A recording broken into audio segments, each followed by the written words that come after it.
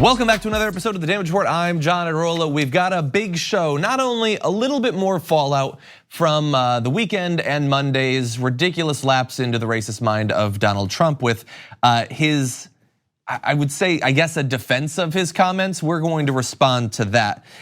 We've got just so much as well. We're going to get into a poll that was apparently released by an anonymous group affiliated with some top-level Democrats that is just pure refined BS. And so we're going to respond to that. We've got Eric Garner updates on that, not too surprising, unfortunately. Where do the Democratic candidates in this primary stand on reforming and strengthening our democracy as it is eroded, both naturally over time and from the assaults of people like Donald Trump? We've got more on what's going on in Sudan, as well as ways that you can help out with many of the people who were injured in some of the recent violence there, or the families of those who were killed by paramilitary groups. And then finally, obviously the most important news of the day, a black woman was cast to be 007, and so a certain type of person in America is losing their mind over it. And so Brett Erlich and I, who are both big fans of the franchise, are going to talk about that as well. But first, we're gonna jump into the big news of the day with Donald Trump. Donald Trump is a racist, and he said a bunch of racist things recently, and some people noticed that and have asked him why it is that he did that. Does he actually consider himself to be a racist? And you'll be shocked to find out that he does not. Mr. President, does it concern you that many people saw that tweet as racist, and that white nationalist groups are finding common cause with you on that point? It doesn't concern me because many people agree with me.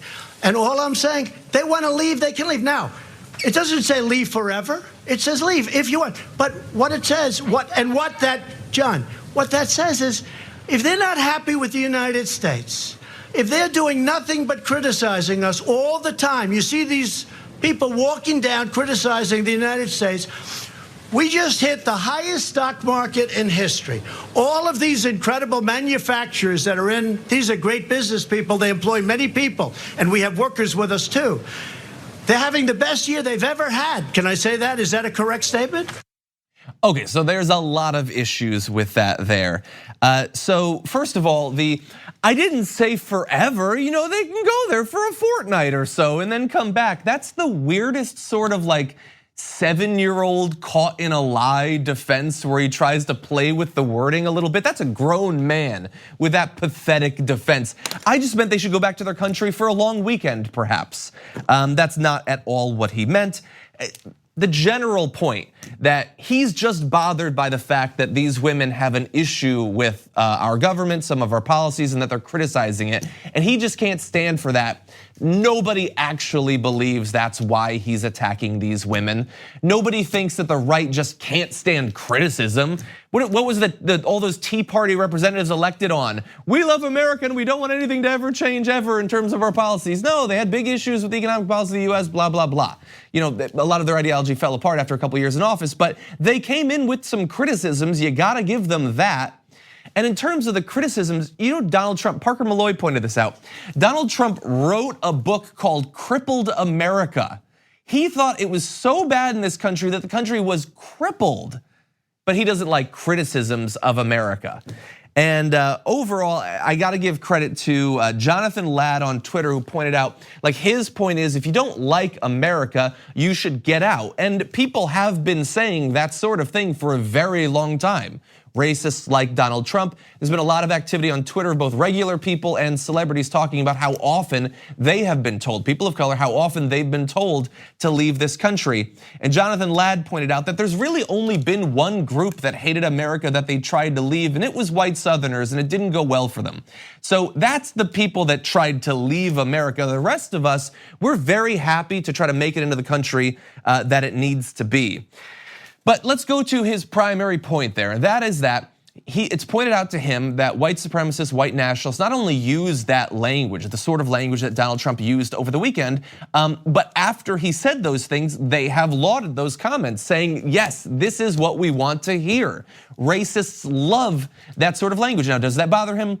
No, because a lot of people agree with me. Well, yes, we get that. We're pointing out the sort of people that agree with you. That should be a problem, but it's not for him. And the thing is, it's horrendous, obviously, to imply that if many people believe a thing, then there's no problem with it. That's not how the world works. But it's not exactly like he's wrong. There are a lot of people who agree with the sort of racist sentiments that he expressed over the weekend, and those that have been the foundation of his political and economic career. Did you know that just as of last year, nearly 20% of Americans still thought that interracial marriage was morally wrong? So that means that if you walk around in a crowd, a significant chunk of the people that you pass have a moral problem with two people who love each other getting together, which is about as a twisted version of morality as I can possibly imagine. That was a year ago. Another area of this sort of thing, let's take a look at a poll from earlier this year. 30% of white Americans thought that being white doesn't help or hurt at all. 14% of white Americans said that being white is a disadvantage in America. That is a bizarre stance to take. And by the way, what percentage of those 30% who say it neither helps nor hurts believe deep down that whites are a superior race in some sense? They don't want to admit it publicly, but they certainly think it.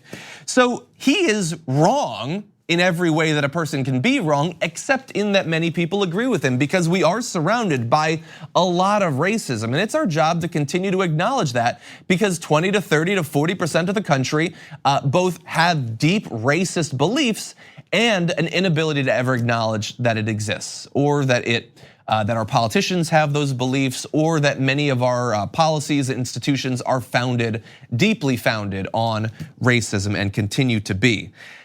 That's a big issue. Now there's a lot of stuff sort of floating around this. I know that even responding to the degree that I already have, some people think that it's a waste of time. People that I respect, including AOC, said it's a distraction. And I do agree to some extent that it is a distraction. I'm gonna return to that point in just a little bit. But it's also very, very important. And so I think that it does deserve some of our time to respond to it, as others have. Bernie Sanders said recently, if there's anything sadder than having a racist, bigoted president, it's seeing the collapse of the Republican Party, that they have not stood up as a party and said we cannot be the party of racism and divisiveness. I actually think Bernie's not going nearly far enough. It's not just that they haven't stood up to it, it's that they apparently decided around the time after the I think it was the 2014 elections, maybe the 2012, where they had that a report on what they needed to do to win elections, and the advice came back, hey, maybe stop being so racist. They decided, no, that is in fact our future. We're gonna double and triple and octuple down, as Brett has written there, or it might have been Ja'Cory, on this as a strategy. And we're gonna do it through racist dog whistles like Donald Trump did right there. We're gonna do it by trying to make every election about caravans and MS-13. Never mind the fact that that was a complete failure for them in the 2018 midterms. And I look forward to them failing by trying to make that a centerpiece of the campaign in 2020. Let's talk about your border policy. I don't mind at all having that conversation, but that is the path that they have gone down. But back to Donald Trump, because he's not apologizing, certainly, for what he said, but he is responding. And he tweeted this morning, those tweets were not racist, capital R. I don't have a capital R, racist bone in my body. The so-called vote to be taken, talking about the House condemnation vote, is a Democrat con game. Republicans should not show weakness and fall into their trap. This blah, blah, blah, something about filthy language, because we all know Donald Trump, he will not abide filthy language or filthiness of any sort. But when I saw that, I responded the way I think a lot of you did. I know Brett talked to me about it earlier today, about the racist bone in his body. And I wanted to make a point about that, but unfortunately AOC, as she so often does, she got to it before me on Twitter saying, you're right, Mr. President, you don't have a racist bone in your body. You have a racist mind in your head and a racist heart in your chest. That's why you violate the rights of children and tell the congresswoman who represents your home borough to go back to my country. And she's 100% right. Like, racism is not a thing that develops in your marrow. It's a metaphorical weakness in the way you think about the world. It's derived by sexual weakness and economic weakness and just generally being a stupid, ignorant person and thinking that the problems in your life are caused not by your own fundamental, sometimes loudly screamed flaws in a variety of different aspects of your life, but it's caused by black and brown people who are off living their own lives. They're the reasons that your life isn't what you dreamed it would be. And if you believe that not only are they to blame for your issues, but they need to be dealt with. Nothing else. Don't worry about some sort of change to healthcare policy that'll make it easier for you to deal with sickness. Don't worry about any sort of economic policy that'll make it easier for you to get paid a wage that you deserve. If you believe that attacking those people is a solution to your problems, you are a moron, but you're also the only thing that the Republican Party has going for them right now. That's their ideology. You are their target if that's what you believe. It's not in your bones, it's a weakness deep in who you are. And yeah, the right loves to say that those who acknowledge the sorts of things, who acknowledge white privilege, racism, institutionalized racism, that we're being weak in some way. No, acknowledging how people try to get out of jail free on the issues that they have caused for themselves in their lives, that's not weakness, that is strength. And it should really be the minimum bar for being a member, a functioning member of our government.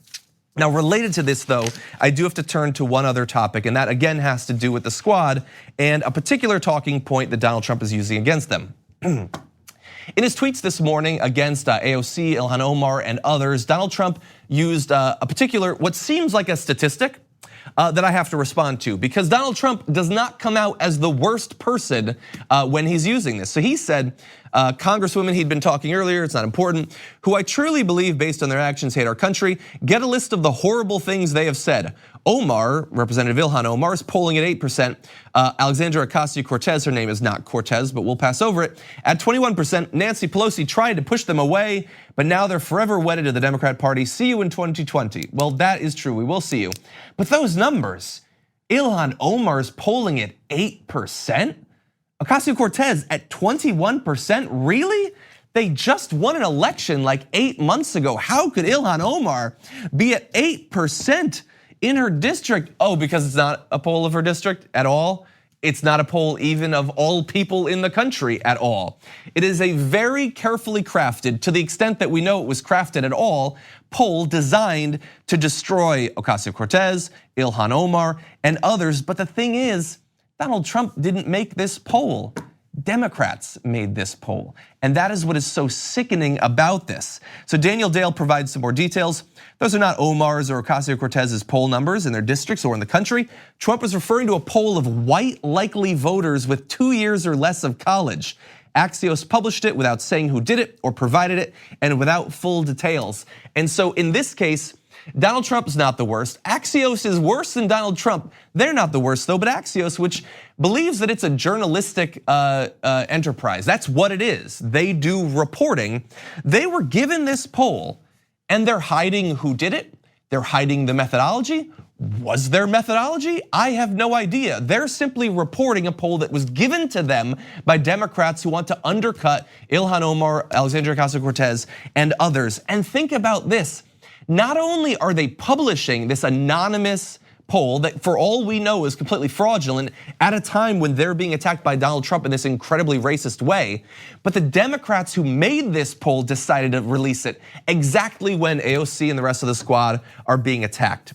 At a time when 4 women of color in our government are being attacked by a racist, out of control president, Axios and these anonymous cowardly Democrats decided this is the time that we're going to attack them by releasing a poll that only polls white voters who are likely to vote and have basically no education.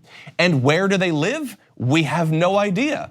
Are these white likely voters across America, in swing states, in Florida? I have no idea. We have no idea. As far as we know, Axios has no idea, but that did not stop them from releasing this poll. We don't know anything about the methodology. We don't have any idea what the questions that were asked were, but we do know that some people are using this opportunity to try to take down their political opponents. And the problem is not primarily with Donald Trump. Yes, he's gonna use this fraudulent polling, which is another reason why it's so insidious that Axios and the Democrats decided to release it, that they're giving Donald Trump ammunition for his racist attacks against these women of color, but that they decided to do it in the first place. That a Democratic group decided to poll a group that by its very nature is not going to vote for Democrats. Did you know, by the way, that when you poll that sort of voter, they don't like Joe Biden or Nancy Pelosi either? No, that's not in the Axios thing. Weird that they left that out, implying that it's only people like Ilhan Omar and AOC that they have a problem with. Turns out they don't vote for Democrats at all, actually. But no, they decided to do that at exactly the time when we, as responsible people, should be defending these women. They decided to go on the attack instead. And they hid behind anonymity, cowardly hiding, and not revealing anything that we can actually respond to. I don't know who actually did it. I would love for them to be identified because there is no place for them in the Democratic Party. Anyone involved in this, if they're with the DNC or some affiliated group, they're being cited as top Democrats, they should be out of the party. And remember, by the way, how many times they've said, we shouldn't be attacking each other at this sort of time. Bernie Sanders, don't criticize Joe Biden. That only gives Donald Trump ammunition. Oh, by the way, we have a BS poll that we're gonna give to you so you can attack AOC and Ilhan Omar with totally made up numbers. That's totally fine, but let's not have a debate about Medicare for all or anything like that. This is just disgusting, and it's for once a time when Donald Trump is one of the least disgusting parts of this. Okay, we have a lot more that I wish we could talk about on this, but we are gonna move on. We're gonna take a break. When we come back, our democracy is in peril. Let's look at some ideas on how to reform it. We need to talk about a relatively new show called the Republic, or UNFTR. As a Young Turks fan, you already know that the government, the media, and corporations are constantly peddling lies that serve the interests of the rich and powerful. But now there's a podcast dedicated to unraveling those lies, debunking the conventional wisdom. In each episode of the Republic, or UNFTR, the host delves into a different historical episode or topic that's generally misunderstood or purposely obfuscated by the so-called powers that be, featuring in-depth research, razor-sharp commentary, and just the right amount of vulgarity. The UNFTR podcast takes a sledgehammer to what you thought you knew about some of the nation's most sacred historical cows. But don't just take my word for it. The New York Times described UNFTR as consistently compelling and educational, aiming to challenge conventional wisdom and upend the historical narratives that were taught in school. For as the great philosopher Yoda once put it, you must unlearn what you have learned. And that's true whether you're in Jedi training or you're uprooting and exposing all the propaganda and disinformation you've been fed over the course of your lifetime. So search for UNFTR in your podcast app today and get ready to get informed, angered, and entertained all at the same time.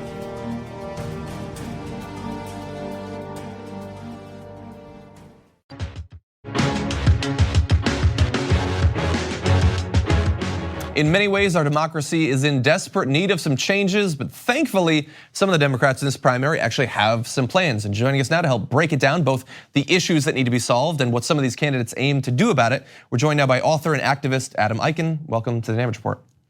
Thanks so much for having me on. I really appreciate it. Glad to have you here. So you've written some opinion pieces recently about some issues with our democracy and reforms that are needed. Before we get into some of the ideas of these candidates, what do you see as some of the major issues that need to be addressed? Well, I think there's no question that our democracy is in crisis, that the average American has near zero political influence, according to political scientists, and the wealthy have overwhelming influence. And so clearly we have to reform the way elections are funded in the United States through systems like public financing of elections. We need to ensure that every American has the right to vote. We need to end gerrymandering, get rid of the Electoral College, ensure that every American has an equal voice in our democracy. And there are many policy solutions that can make that happen, which is why it's so exciting that a lot of the Democratic candidates for president are talking about it finally. So I'm curious, this is sort of a devil's advocate thing, but we're gonna be mainly talking about the Democratic candidates for the rest of this. Can you think of, as you've been researching this, can you think of in the last few years an effort led by Republicans that would address one of these issues that you mentioned? Well, I think that maybe the best example of that is what happened in Florida in 2018, that on the ballot that year was a constitutional amendment to enfranchise those who were convicted of a felony. And in Florida, according to the law before it passed, you could not vote ever unless granted clemency. Essentially, you're barred from voting. And there was an effort led by conservatives and Democrats to enfranchise up to 1.4 million Floridians. And again, that passed with about 65%. Of course, the Florida legislature, which is controlled by the Republicans, immediately acted to gut the law. Yes. So point taken there. But in terms of the grassroots level conservatives, they actually do support these issues. And that's the exciting part, that though Democratic elite politicians are largely the ones leading this effort, on the grassroots level, there are many conservative voters who really do feel alienated from our political system and want to act when given the opportunity to fix our democracy. So let's turn now to the Democrats. You said that it's exciting that the candidates are actually making it a part of this conversation already, and it's relatively early on in the primary. Who would you say stands out as making it the biggest part of their slate of issues so far? Right, and this is the exciting part, is that there's a growing list of candidates who, as in my organization, I work with Lawrence Lessig. I'm the campaign manager for Equal Citizens, and we have a website called POTUS One, where we track every single candidate's position on these issues. And the most important commitment we want, beyond endorsing policies, is a commitment to fixing democracy first. As the first act of a new administration, we want to see candidates commit to fixing democracy, because none of these other policy proposals matter if you don't fix the system first to allow for progressive change. And so you see a growing list of candidates. Kirsten Gillibrand, for example, in the debate said that the first thing she's going to do is fix our democracy first. So did Pete Buttigieg. Folks like Bernie Sanders for a long time have been talking about the need to get big money out of politics. But there is a growing list of, like, Pete Buttigieg, Kirsten Gillibrand, even Beto O'Rourke has said that he would fix democracy first. And that core framing is really what we're looking to see. And because it acknowledges that change is not possible until we fix our system. And it's a commitment that we can then use, if that candidate is elected, to hold their feet to the fire. To actually make this change that so many Americans want to see. Well, let's take a look at the flip side then. If someone's watching this and they're a voter, they're following the primary, and this is an important set of issues to them, which candidates so far stand out as not either being clear about what they would do were they to become president, or to not seem to prioritize it at all? Right. Well, I think there are a number of candidates that are very vague on these issues. There are a couple that just don't mention it at all, and then there are a couple like Joe Biden, where he has a couple of platitudes about supporting public financing, but no details about it whatsoever. Mm-hmm. There are 26 candidates in the field right now, and so in our POTUS One tracker, there are a lot of candidates that score pretty lowly in our rankings.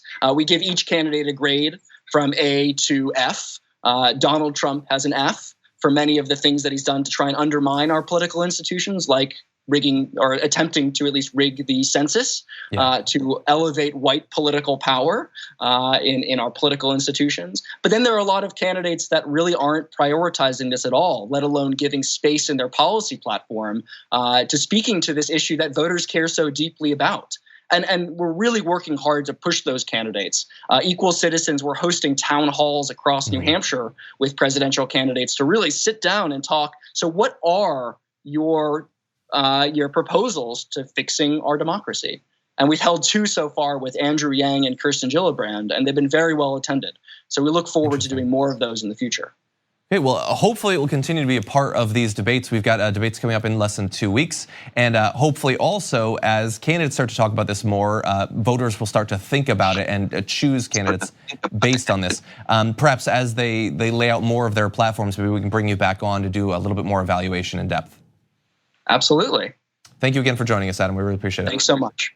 We're gonna take a short break here. We come back, update on the unfortunately tragic case of Eric Garner and the lack of justice revealed this morning.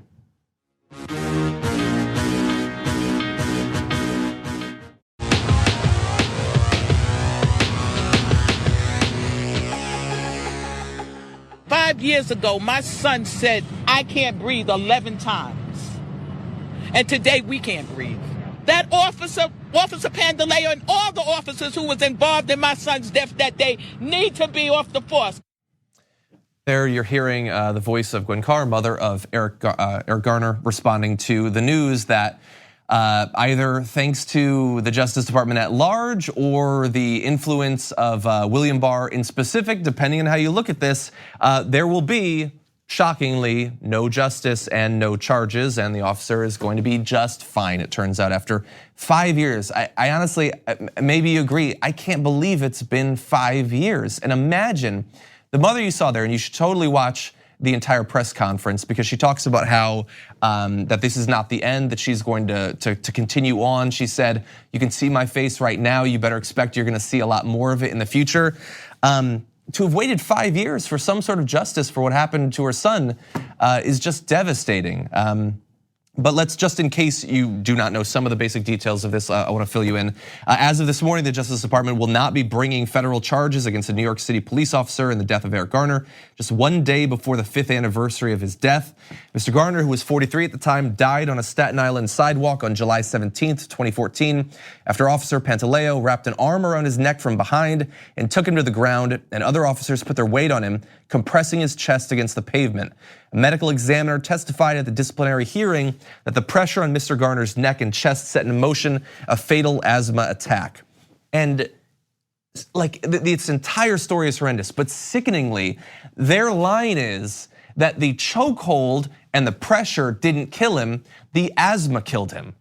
But he didn't just spontaneously have an asthma attack as he was walking around. He had it because you used that chokehold, because you put the pressure on him completely needlessly. And of course, as I'm sure you're aware, at that point, chokeholds had already been outlawed for years and years and years. I wonder why. I wonder why they tried to rein in like one of the most specific excesses of the way that police brutalize people in these areas. Maybe because it kills people. Sorry, asthma kills people. The chokehold was just sort of tangential to it, didn't have anything to do with it. In June of this year, the police department finished a disciplinary trial to determine if Officer Pantaleo should be fired or punished in some other way for using what appeared to be a chokehold. That's the New York Times once again being quite bold in their choice of language, which the department had banned more than 2 decades ago. So take a look at this in terms of what the other punishments might be if he's not fired, because even though this guy died because he broke the rules and had him in a chokehold for 5 years now, he's just been continuing on with his career.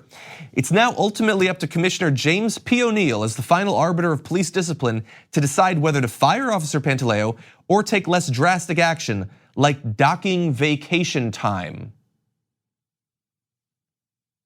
That is an insult in every docking vacation time. He's been paid for 5 years. He's had 5 years of vacation in a job he should not still have. Thankfully, it seems like he hasn't been put in a position where he'll do this again. Hopefully, they've been more vigilant to their officers breaking the rules in this way, in ways that jeopardizes the lives of the people they're supposed to be protecting. But so far, Officer Pantaleo, things are going quite well for him. And let's look a little bit more about how we've gotten to this point. So to prove criminal conduct, a Justice Department official said the government had to convince a jury that in the middle of a dynamic arrest, Officer Pantaleo made a clear decision in his mind to apply a chokehold, a burden prosecutors did not believe they could meet. And I am not a police officer and I'm not a lawyer, I'm not an official at the Justice Department, but I don't understand what anything in that paragraph means, because they're saying they can't meet the bar of saying that he made a decision to apply a chokehold. But the thing is, I watched wrestling growing up, I've wrestled with people. Literally the only way that you wrap your arm around a person's neck and squeeze is if you decide to do that. You have to send a signal from your brain to your arm to say, put it around their neck, and you have to struggle to contain them until they eventually die, of course. None of that is involuntary. We're not talking about the pumping of the blood. We're not talking about the operation of the lungs. You can't start it and you can't continue it unless you make a conscious decision to do that. That he did. I can't say for sure that he knew that what he was doing was breaking the laws, although if he was trained at all, he should definitely know that. There's no point in making a change to regulations like that if you're not gonna tell the police officers that that's the case. But there's no question that he made the conscious decision to do that. There has never in the history of mankind been an unconscious chokehold. That just does not exist.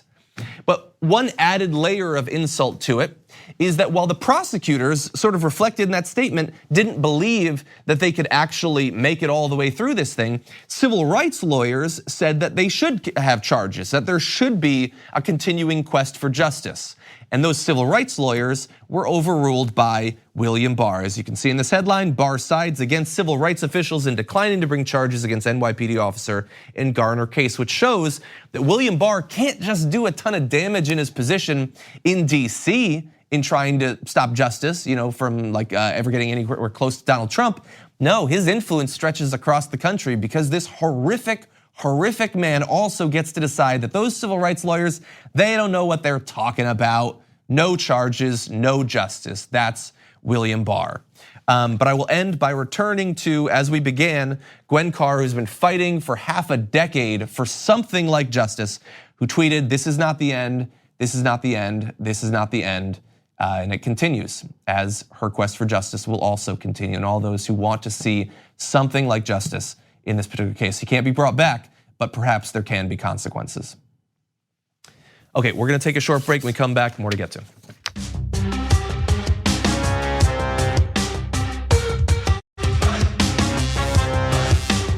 While many Americans are unfortunately almost completely unaware about what's been going on in Sudan recently, there are people here who are fighting to do what they can to improve the situation there. And we're joined by one of those individuals right now. Coming on to talk about Sudan Rising, Bakri Ali, welcome to the show. Thank you, John. We're very glad to have you here. And so you've been involved in some pretty massive fundraising to help out people who have been victimized during the violence against protesters in Sudan. Can you tell us about how you got involved in this? Sure. So again, thanks, John, and thank you for the TYT for covering Sudan. This is a time when there's a lot happening in Sudan. Unfortunately, we don't see a lot of media coverage, so thank you for doing this. And I started doing this at the very start of the uprising in Sudan and the protests, because from prior experiences, we knew that the regime is going to respond with force, and there's going to be many people affected, many casualties, many injuries. And we knew that people will need our support for even basic medical care. So the people of Sudan around the world and their friends and supporters were very awesome, and they responded in an overwhelming way to our calls to collect donations and just provide medical care, provide support to people who lost a loved one in Sudan. So it's been a global effort. And so for people who might not have been following the developments over the past half year plus, so far in the violence against protesters during this movement, how many people have been injured? How many people have been killed? How widespread is the violence? So the numbers are all over the place. And the reason for that is there's a lot of clampdown on even media outlets. As you may have heard, there has been a disconnect of the internet in Sudan for over 25 days. That's why you'll hear numbers all over the place. From our estimates, based on the teams that run supporting the injured and supporting the families that lost loved ones, there's over 300 killed just since December, and there's over 3,000 injured just since December. Wow, those are obviously some massive numbers. But another massive number, you've been, as you sort of implied there, very successful with your fundraising. So far with, as you said, this global effort, how much money have you been able to raise for the people of Sudan? And what's the process been like in getting it to people to help them out with their healthcare and related things? So again, the success has been overwhelming. We've had response from Sudanese around the world, from their friends here in America, in Canada, all over the world. And we have collected through the University of Khartoum Alumni Association, the nonprofit that I work with, we have collected over $700,000 in the past 7 months. And that has allowed us to provide free medical care for anyone impacted by the uprising, by the brutality of the regime. We've contracted with hospitals in Sudan to open the doors and just offer free treatment to anyone who comes in with an injury. We've been able to send people with severe injuries outside Sudan to places where they can receive better medical care in places like India and Russia. And we've been able to support the uprising in many other ways. So I'll take this opportunity and thank everyone who has supported the people of Sudan throughout this. And this has been truly meaningful and has been one of the key reasons for getting to where we are today. Well, and similarly, I mean, this is an amazing effort. I think you deserve a lot of thanks for doing this and helping to organize this. And so, if anyone's watching this and would like to donate and to help the movement, what can they do? Where can they participate? Sure, I'll answer that, but let me go back to your previous question. I don't think I provided an answer on our the mechanism with which we work. So our fundraising efforts have been largely on social media. And the way we work with the team in Sudan is we either send the money directly to the hospitals, they send people to outside Sudan, or we transfer money to them in Sudan and they pay the hospitals. And we're still receiving invoices from the hospitals inside Sudan.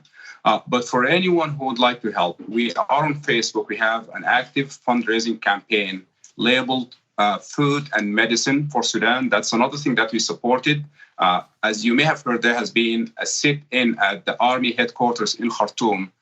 Tens of thousands of people participated in that, and it went on for about 2 months before it was brutally dispersed by the security forces, leading to the killing of over 120 people in one day. So we've been able to provide, throughout the 2 months of that sit-in, we've been able to provide medical supplies, food supplies, sanitation supplies. So again, we have an active campaign on Facebook named Food and Medicine for Sudan. And we also have an active campaign on the website CrowdRise, which is a GoFundMe website for nonprofits. We're also collecting donations through that campaign to continue supporting our people in Sudan, because many of the victims of this are going to have long-term needs, whether they have disabilities, whether they're families that lost the person who provide income for the family. So we have to be there for those people. Well, we appreciate your efforts and joining us to update us on what's going on there. And I hope that people do take part and donate. As you point out, this is not just an issue of having to help people right now. It will be an ongoing issue possibly for the rest of their lives. So Bakri, we appreciate you joining us. Thank you very much, John. We're gonna take one last break here and close out the show with one more block.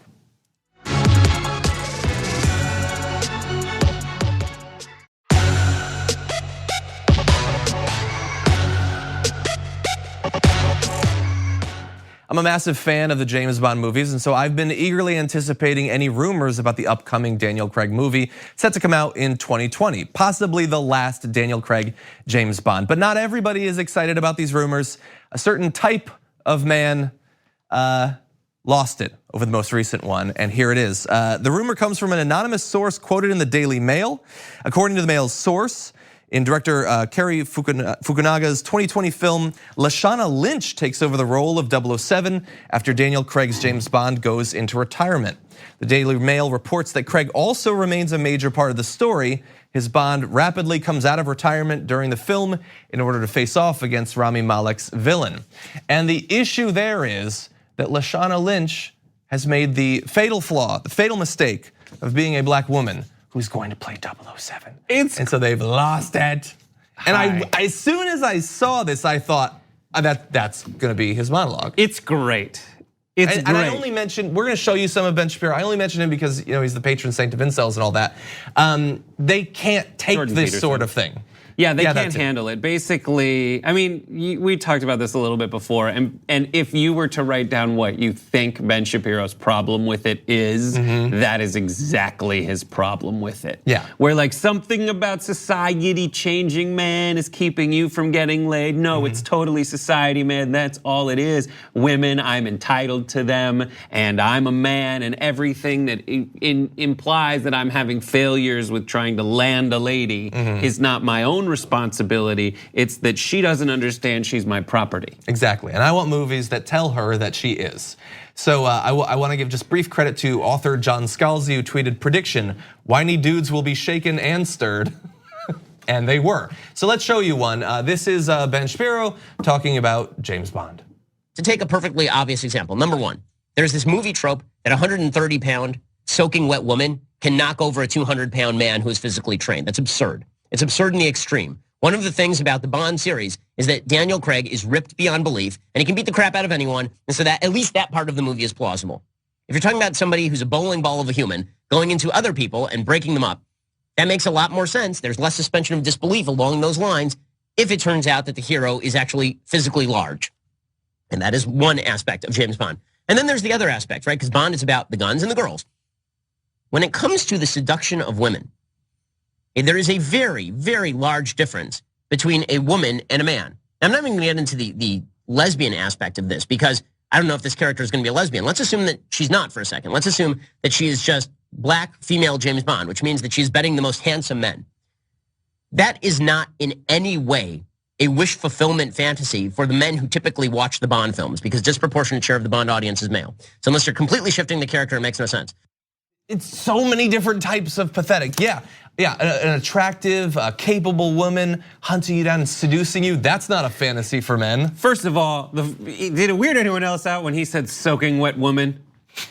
That freaked me out so much. It took me a full minute to recover. Yes. Also, this bowling ball trope of Donald Trump, of James Bond, is new. That is a drastic change from previous James Bond. Previous James Bond, True James Bond fans know that. But like, he is a suave, debonair person originally. Classy. The early image that you had in, I think in Casino Royale, when Daniel Craig is chasing the parkour villain and he barrels through some drywall, like, that was a change for James Bond that was mandated to happen because of James Bond being exposed by Austin Powers as a ridiculous person. Yes, and they put that early in Casino Royale to tell you this is a different sort of James Bond. They've already adapted it in a way that is not good for Ben Shapiro. No. Ben Shapiro is not gonna get laid more because Daniel Craig is strong and say, Timothy Dalton was a little like more live. But Timothy Dalton at least was in another one of the gritty ones. The idea that like James Bond, the movie series, will fail if it ever changes. Like, have you watched any of them? They change all the time. Every single different James Bond it's a different tone. It's almost a different genre. How did he feel about the blaxploitation era of James Bond? Yeah, and the fact that, like, I'm so glad that you pointed out that Daniel Craig, like how different he is. Daniel Craig was protested because he wasn't British enough. He wasn't suave enough and debonair enough. Blonde. But now it's baked in for a few years, and it's like, this is the hill I will die on. It can never go away from this particular James Bond. I will say this with all confidence. I'm a bigger fan of James Bond than Ben Shapiro, and I'm not terrified of this at all. I love that they made M a woman for a while. They eventually backtracked on that. She was an awesome addition. It's also a job. Like, yes, M is a job. 007 is not James Bond. James Bond is 007. And James Bond is still in the movie. She's not gonna be James Bond. It wouldn't be an issue if she was. But this is him. By the way, and we're not showing you the full video. He didn't have all the details. He's responding. I know he's the facts, don't care about your feelings guy. But this is the knee-jerk triggered Ben Shapiro, who doesn't care enough about this issue to actually learn what's going on in the movie. He just like starts talking and shaking and not looking at the camera and not making eye contact. It is absolutely ridiculous that you would have a young, soaking wet lesbian woman barrel through someone. You know what's believable is when a laser shoots the world and a man has diamonds in his face. Exactly. That's believable. And when a guy like wind surfs away from the tidal wave created by an orbiting laser hitting the, this is a movie. This is not about facts. This is about feelings, and his feelings have been hurt. He should do masculine things like pursue people in skis. What was the lesbian thing? Let's assume she's not a lesbian. Weird. Why are you assuming that she would be a lesbian? And why would that be an issue? In fact, if what you want to see is a 00 agent betting the most attractive women, shouldn't that fix the problem for you? But he has to assume so that he has another issue with it. Because it's not enough that he obviously doesn't like that it's a woman. He's not stating it, but he clearly doesn't like that it's a black woman. But he's just horrified that it could be a lesbian too. I just wrote down, you said lesbian. He said lesbian. You brought that up. And here's the thing. In every one of these cases where they're just freaking out that a movie is changing, as movies always do, it's always about the continuity and the canonical nature of this movie. It's not about general things, just I love James Bond.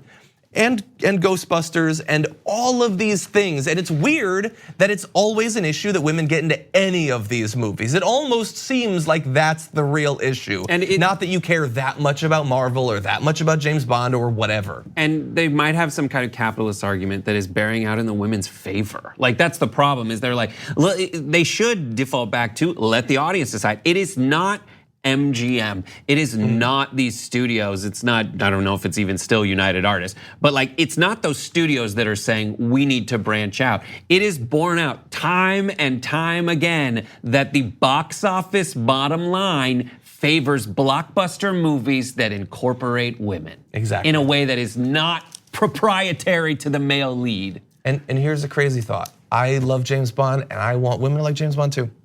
Yes. It's not an issue if you change a little bit. You still got Daniel Craig for this last one. Anyway, thank you as always. Join us. Great to have you here and producing a bit in the background. Thank you everybody who's watching. We've got a big week planned. JR will be joining us tomorrow, so we will see you tomorrow morning.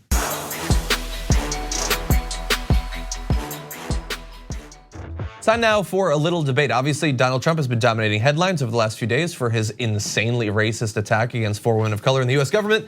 But is this all just a distraction? That was sort of the point that AOC and other members of the squad made during their press conference yesterday. We are joined now by Brett Erlich.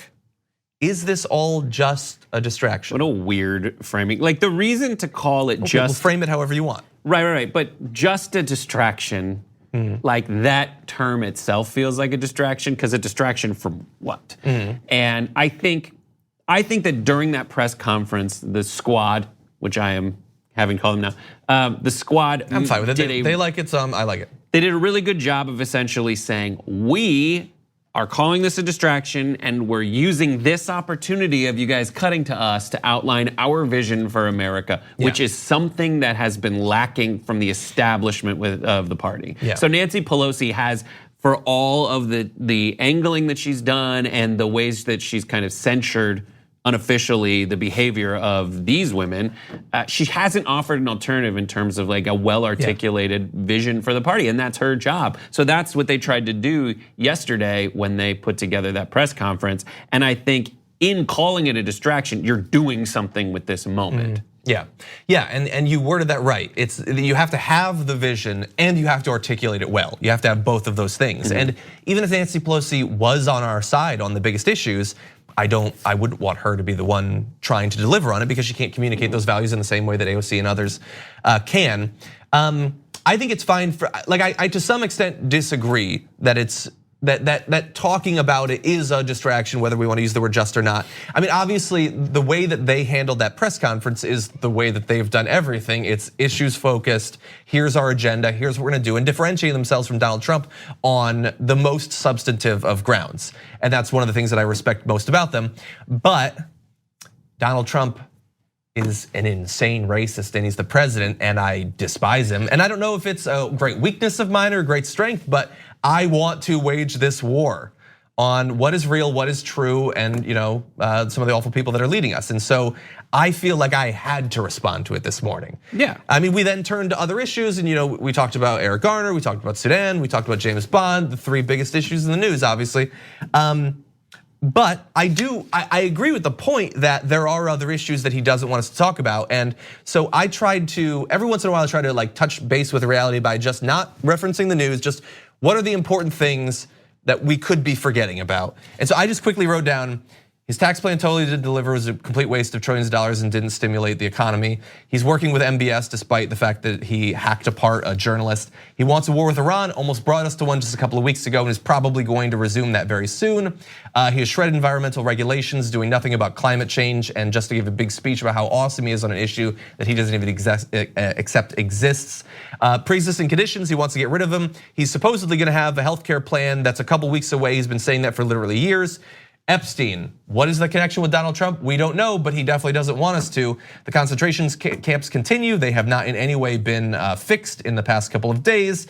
North Korea, there's been no progress there, even though he wants you to believe it's a massive success of diplomacy. He has no positive agenda for America, which they of course differentiate themselves against very well. And he and Mitch McConnell are blocking literally anything to protect our elections from foreign interference. That's just stuff that I just wrote down. So there are a lot of issues. I did it in like the 45 seconds before the show started. Gotcha. The last one took a second. Yes.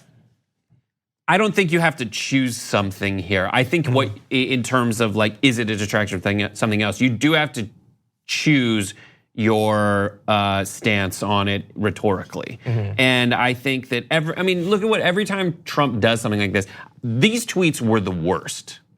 They were the worst because he's now a president, so it wasn't quite, they're sending rapists, they're murderers. That was before he was president. Now he is president, and him saying go back to your country when they are absolutely American citizens is insanity. And it's wildly racist. And I think what he does in that is he's going to normalize this as fast as he can. And CNN was doing that work for him this morning when Mark Meadows gets out and holds a press conference. And during that press conference, Meadows says, oh, he's not racist. These women have said terrible things about Israel. So what he does is he kind of wedges that door of racism open a little further by saying something worse than he's ever said and letting it be normalized in a second.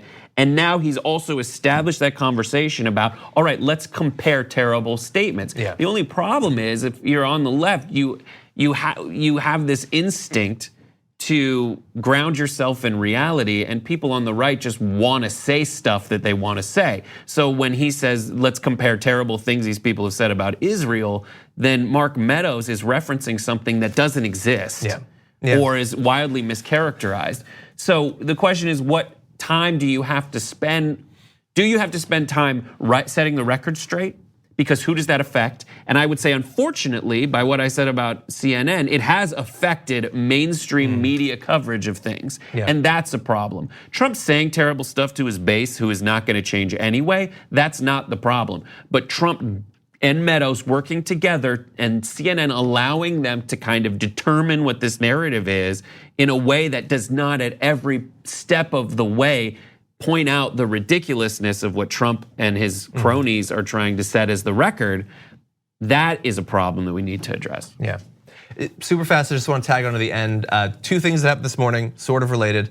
So Kellyanne Conway being asked questions outside of the White House. A reporter asks her a question and she asks him his ethnicity. Seems sort of weird to do like the day or two after this. Trump did this with a Mexican judge. Yep, he did. And this is a problem. Just everyone needs to remember along the way that until only racist, terrible people yell, go back where you came from. No non-racist, non-terrible person has ever gone, go back to your country. Like that's a horrible thing. And until people on the right break their silence and condemn that action, or at least call it what it is, which is racism, everything they're saying is patently ridiculous and should not be trusted because they're calling something that is racist not racist. Even if they say xenophobic, which I don't hate people that are different. I'm afraid of them, which paints themselves as snowflakes, by the way. That's a phobia, means fear. You're scared of it. And xeno means outside. So you're afraid of things that are outside you. Those things outside you are not your same color. You're racist. So you're pretty clear on this. Okay, so I wish the New York Times would take the same tack that you did. The other thing, by the way, super quick. Sometimes I don't know if I'm crazy. Kellyanne Conway was on the news. I don't know which one of the newses. And she said that the squad is the dark underbelly of America. Which they're not even coding it anymore. Am I crazy? I know that's an expression, but did she just randomly choose that? She knows she's doing it. She's the worst. Those folks are the worst. I just want to leave with this. The way that people on the right and in the media treat the word racist, and I told you this, but they treat racist, as soon as you say it, they want to treat you like their customer service and you just use the F word. Now they don't have to deal with you. Oh, he said racist. This conversation is over. You're calling me racist. That's evil. Why can't I treat people being racist like I'm the customer service rep and they just dropped the N word? And I can say, sorry, this is above me. This is above me now. You can try. Unfortunately, we sometimes have to interact with these people. There is no answer. There's no reason why we can't do that. We just need to do it. Be like, moving on. You're racist. That was racist. Conversation over. Conversation over. This felt more like a think tank episode. Yeah, I just wanted to hear what you thought about this. Thank you. Anyway, that's all the time we have. Okay, we'll see you on the other side. He's lying. We have infinite time. This wasn't in the main live linear show, so we could just go on.